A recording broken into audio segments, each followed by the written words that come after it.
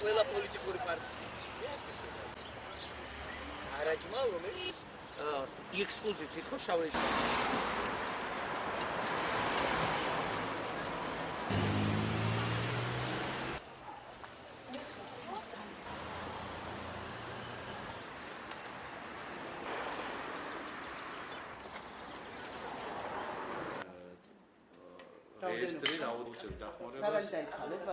მერის შენობაზე, რომელზეც რეალურად უფლებამოსილება და მშენებლობის ნებართვა გაცემული აქვს ამჟამინდელ საკრებულოს თავმჯდომარეს, მან მოითხოვა სამშენებლო ბანერებზე მხოლოდ ექსკლუზიურად მისი პლაკატების გამოფენის.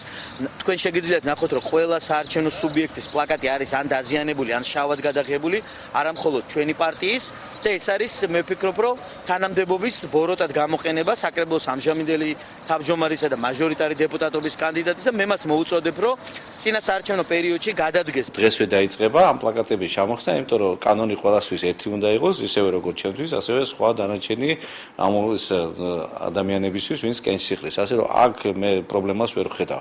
ეს მათგან იყო დაწყებული, ამათმა დაინახეს, რომ პლაკატები გაკრული იყო და გააკრეს, რაც ჩემის აზრით კანონდარღვევაა, ამიტომ ამ ლაფსუსს ჩვენ გავასწორებთ.